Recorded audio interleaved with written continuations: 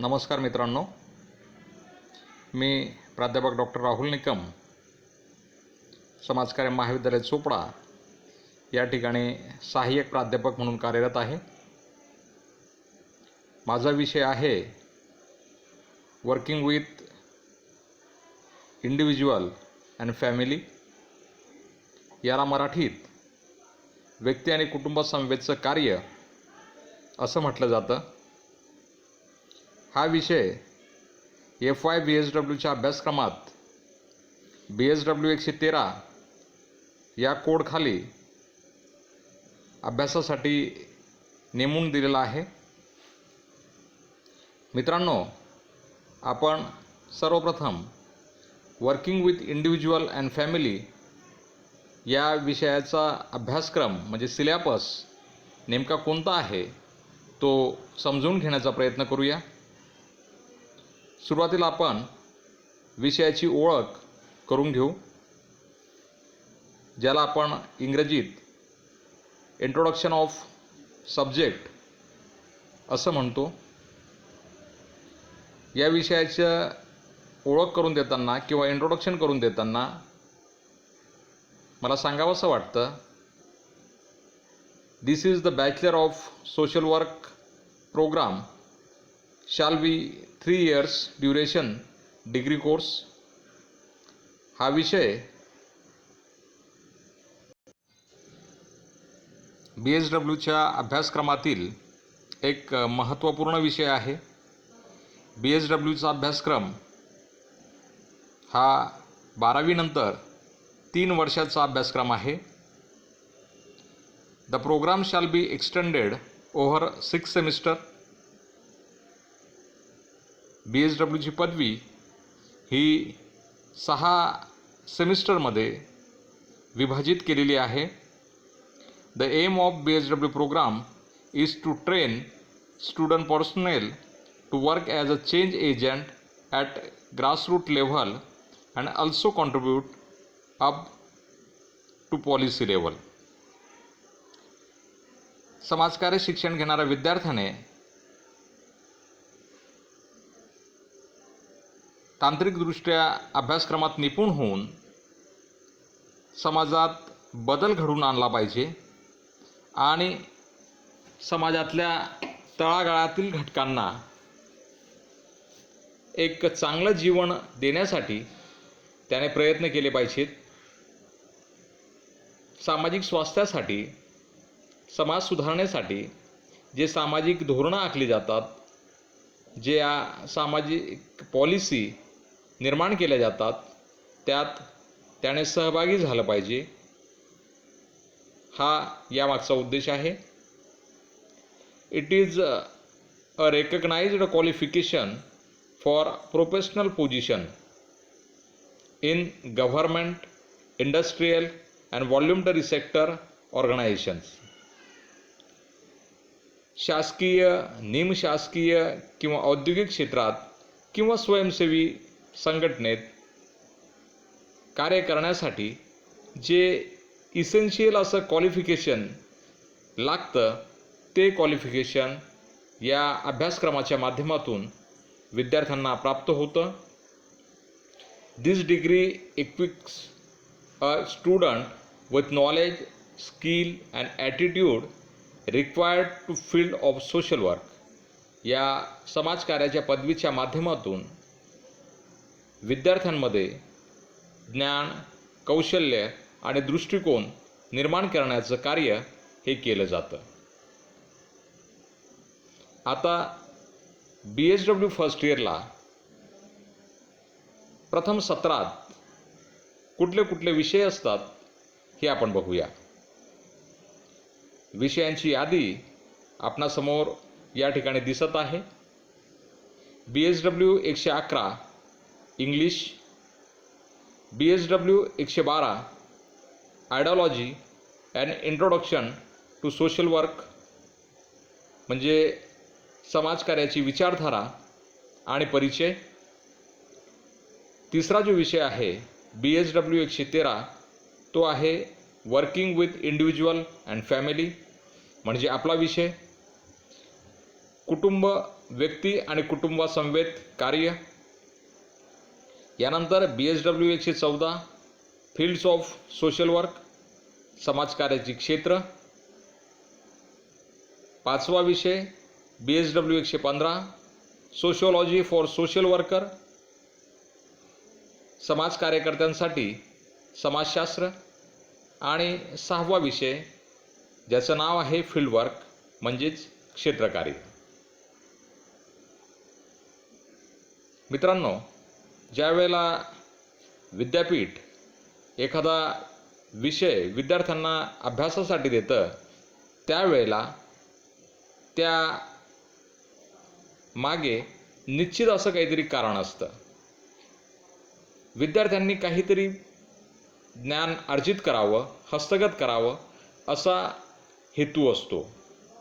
तर तोच हेतू घेऊन, तसाच हेतू ठेवून working with individual and family हा विषय तुमच्या अभ्यासक्रमामध्ये समाविष्ट केलेला आहे.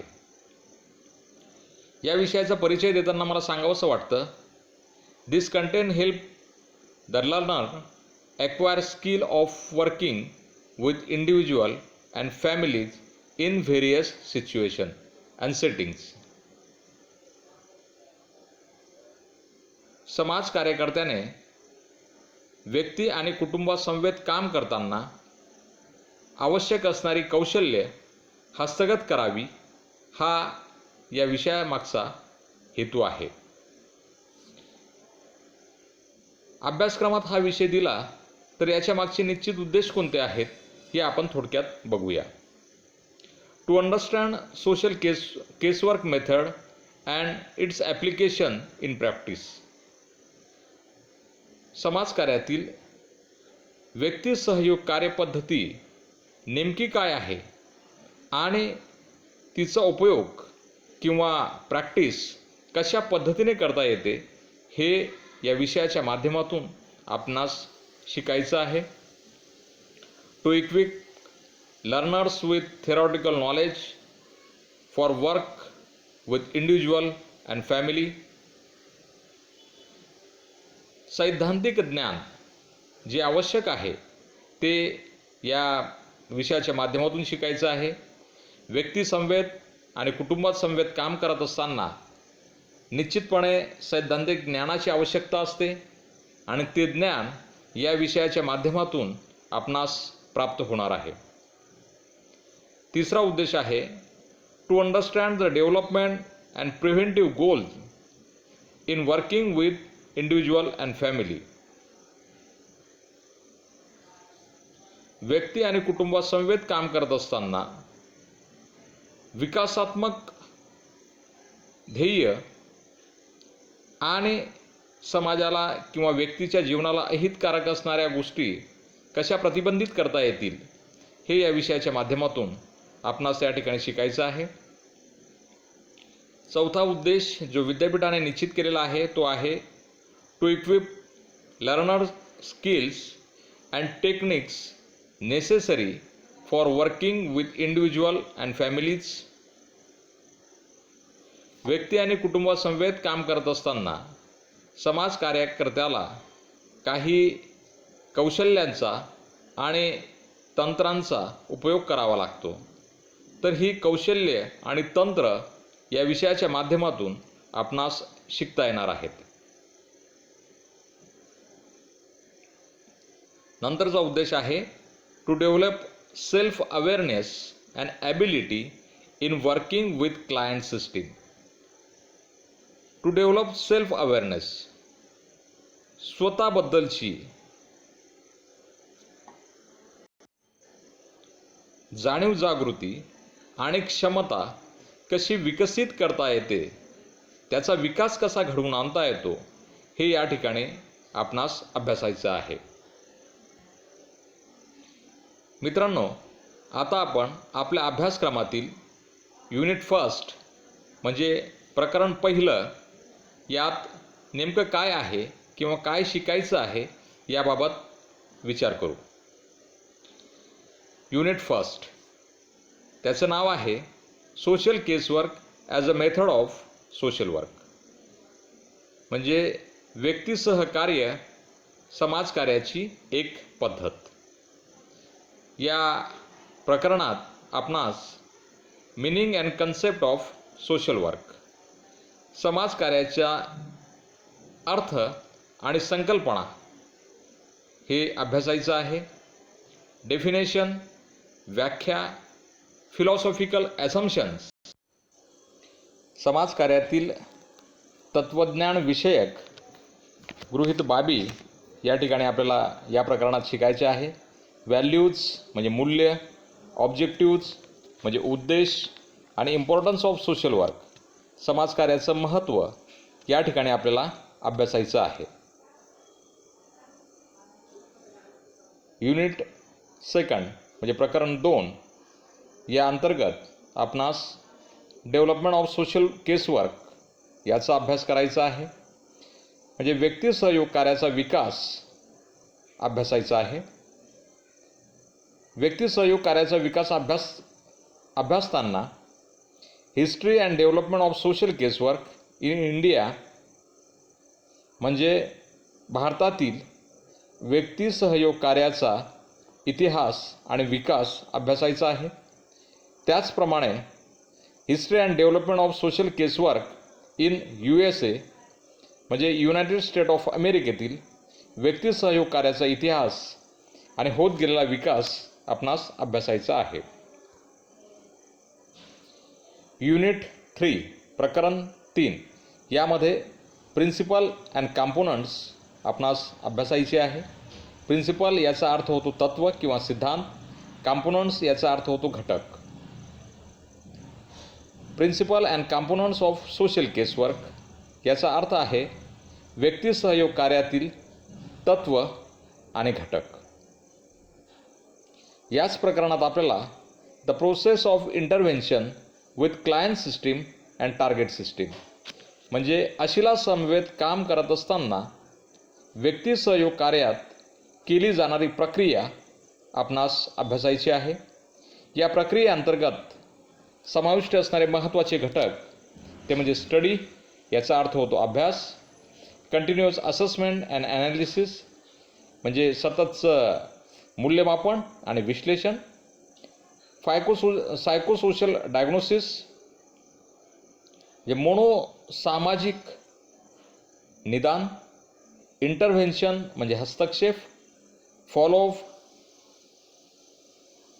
म्हणजे पाठपुरावा आणि टर्मिनेशन याचा अर्थ होतो शेवट. इतक्या सर्व बाबी आपणास प्रकरण 3 युनिट 3 मध्ये अभ्यासायच्या आहेत. मित्रांनो, आपल्या विषयाच्या अंतर्गत युनिट 4 म्हणजे प्रकरण 4 मध्ये आपणास खालील बाबी अभ्यासायच्या आहेत. ॲप्रोचेस टू केसवर्क याचा अर्थ आहे व्यक्ती सहयोग कार्याचे मार्ग किंवा काही लोक याला पद्धती असं देखील संबोधतात. त्यामध्ये पहिलं दिलेलं आहे बिहेवियरल मॉडिफिकेशन ॲप्रोच म्हणजे वर्तनातील बदलाचा किंवा सुधारणुकीचा मार्ग. दुसरा आहे crisis intervention approach. Crisis intervention approach याचा अर्थ होतो आणीबाणीच्या काळातील हस्तक्षेपाचा मार्ग. सॉल्विंग ॲप्रोच म्हणजे सोडवणुकीचा मार्ग. फॅमिली थेरी ॲप्रोच म्हणजे कौटुंबिक थेरीचा मार्ग. सायकोसोशल ॲनालिटिकल ॲप्रोच, मोनोसामाजिक ॲनालिटिकल मार्ग या प्रकरणात आपणास अभ्यासायचे आहेत. युनिट 5 प्रकरण 5 या अंतर्गत आपणास tools and techniques of social casework याचा अभ्यास करायचा आहे. व्यक्ती सहयोग कार्य करत असताना व्यक्ती सहयोग कार्यकर्त्याला काही साधनांचा आणि तंत्रांचा वापर करावायचा असतो किंवा करावा लागतो. व्यक्ती सहयोग कार्यकर्ता कोणती साधनं आणि तंत्र वापरतो आणि कशा पद्धतीने वापरतो त्यांचा काय उपयोग होतो हे आपणास या ठिकाणी अभ्यासायचं आहे. या अंतर्गत लिसनिंग म्हणजे ऐकणे, ऑब्झर्वेशन म्हणजे निरीक्षण करणे, इंटरव्ह्यू म्हणजे मुलाखत, होम व्हिजिट म्हणजे गृहभेट, रॅपोर्ट बिल्डिंग म्हणजे सहसंबंध विकसित करणे, क्लायंट वर्कर रिलेशनशिप म्हणजे अशील आणि कार्यकर्ता यांच्यातील सहसंबंध, रेकॉर्डिंग याचा अर्थ होतो नोंदणी आणि इव्हॉल्युशन याचा अर्थ आहे मूल्यांकन इत्यादी साधनं आणि तंत्र समाज कार्यकर्ता कशा पद्धतीने वापरतो हे या प्रकरणात आपणास अभ्यासायचं आहे. युनिट 6 प्रकरण 6 यामध्ये केस वर्कर इन डिफरंट सेटिंग याचा अर्थ होतो व्यक्ती सहयोग कार्यकर्त्याचे विविध पातळींवरील कार्य. व्यक्ती सहयोग कार्यकर्त्याला व्यक्तीच्या आणि कुटुंबाच्या समस्या सोडविण्यासाठी विविध पातळ्यांवर कार्य करावं लागतं. त्यातल्या काही पातळ्या किंवा काही क्षेत्र या ठिकाणी नमूद केलेले आहे. स्कूल म्हणजे शाळा, हॉस्पिटल म्हणजे इस्पितळ किंवा दवाखाना, कम्युनिटी म्हणजे समुदाय, फॅमिली कुटुंब, शॉर्ट स्टे होम अल्पकालीन निवारागृह इत्यादी ठिकाणी व्यक्ती सहयोग कार्यकर्ता हा कार्यरत असतो. याच प्रकरणात आपणास qualities and role of social casework अभ्यासायचा आहे. म्हणजे व्यक्ती सहयोग कार्यकर्त्याची गुणवत्ता आणि भूमिका या ठिकाणी आपणास अभ्यासायची आहे. व्यक्ती सहयोग कार्यकर्त्याजवळ अनेक प्रकारच्या गुणवत्ता असतात, अनेक प्रकारच्या भूमिका व्यक्ती सहयोग कार्यकर्ता हा पार पाडित असतो.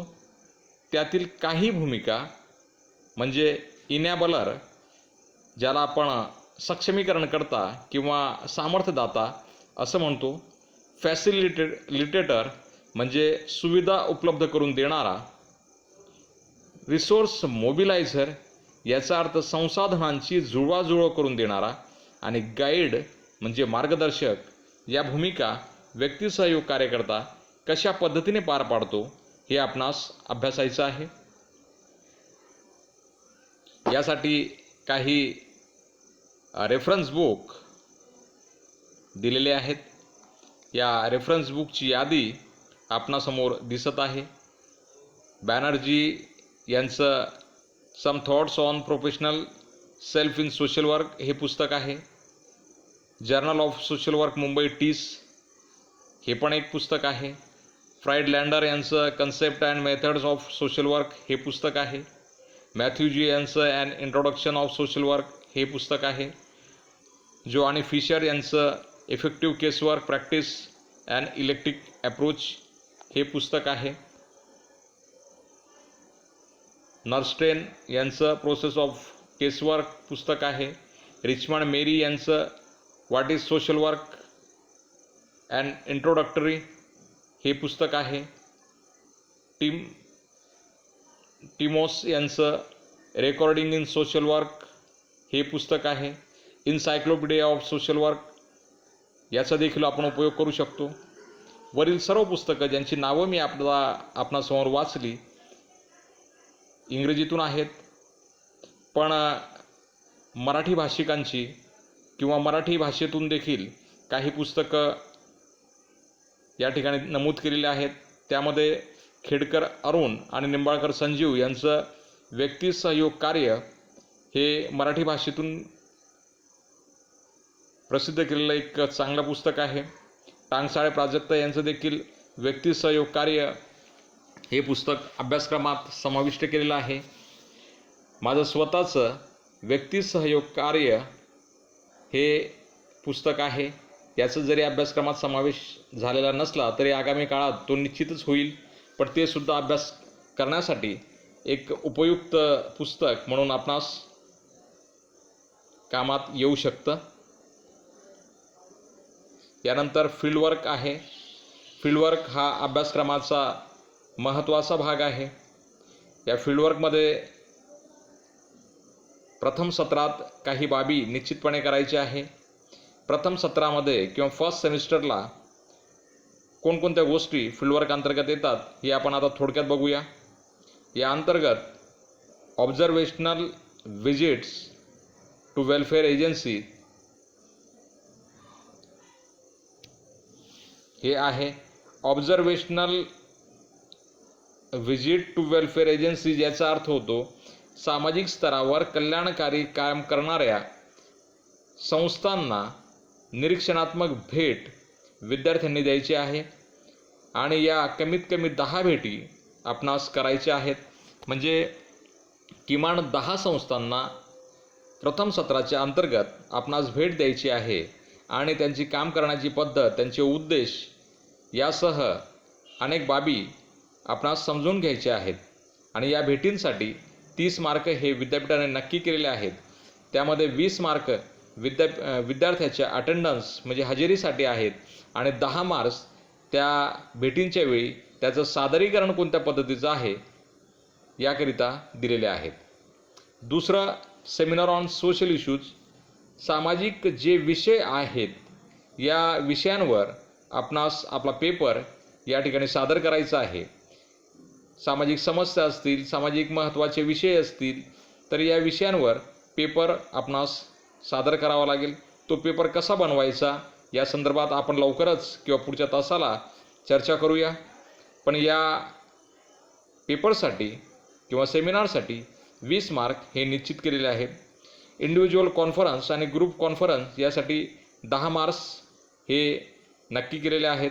इंडिव्हिज्युअल कॉन्फरन्स म्हणजे काय किंवा ग्रुप कॉन्फरन्स म्हणजे काय हे देखील मी पुढच्या तासाला आपणासमोर अधिक स्पष्ट स्वरूपात मांडेल. Record keeping and writing skill म्हणजे ज्या ठिकाणी आपण भेट देणार आहोत, ज्या संस्थांचा तुम्ही अभ्यास करणार आहात त्या संस्थांचं एक अहवाल तुम्हाला तुमच्या वहीमध्ये लिहावा लागेल आणि त्यासाठी 20 मार्क हे दिलेले आहेत. आणि शेवटी वायवा होस किंवा तोंडी परीक्षा हे आपण केलेल्या कामाच्या आधाराने घेतली जाणार आहे आणि त्याकरिता 20 मार्क हे नक्की केलेले आहेत. सेकंड सेमिस्टरमध्ये विद्यार्थ्यांना क्षेत्रकार्याअंतर्गत किंवा फील्डवर्क अंतर्गत काही गोष्टी या नक्की केलेल्या आहेत. त्यापैकी एक व्हिलेज कॅम्प ज्याला आपण ग्रामीण शिबिर म्हणतो, या ग्रामीण शिबिरासाठी 30 मार्क हे नक्की केलेले आहेत.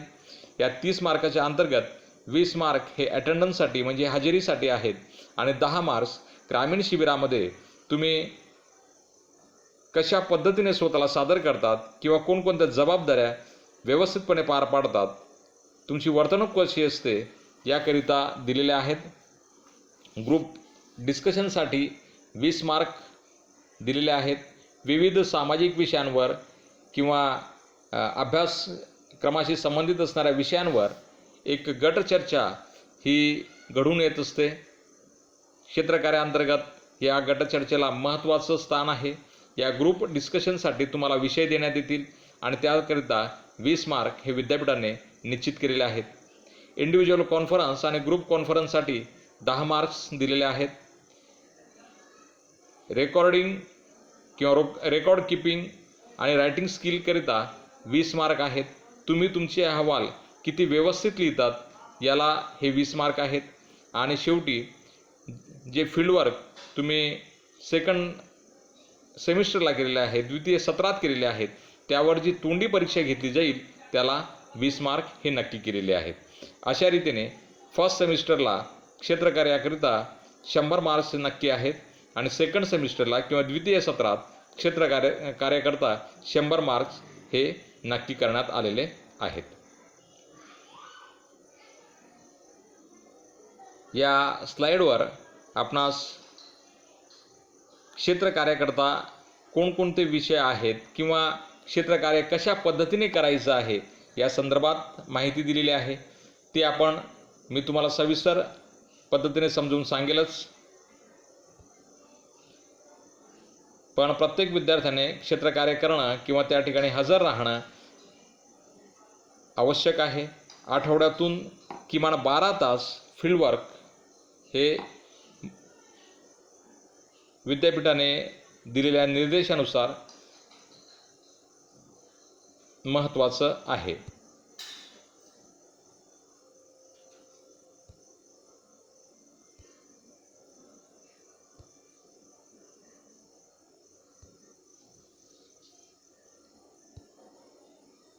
मित्रांनो, अभ्यासक्रमाचे विषय किंवा थेअरी पेपरचे विषय जितके महत्त्वाचे आहेत तितकंच फील्डवर्क देखील महत्त्वाचं आहे. फील्डवर्क एखादा विद्यार्थी नापास झाला तर ते पूर्ण वर्ष नापास आहे असंच समजलं जाईल. त्यामुळे सर्वांनी मन लावून आपलं प्रत्येक विषयाचा अभ्यास आणि क्षेत्रकार्यात काम करणं हे महत्त्वाचं आहे. नवीन वर्षात आपणा सर्व विद्यार्थ्यांना मनपूर्वक शुभेच्छा आणि धन्यवाद.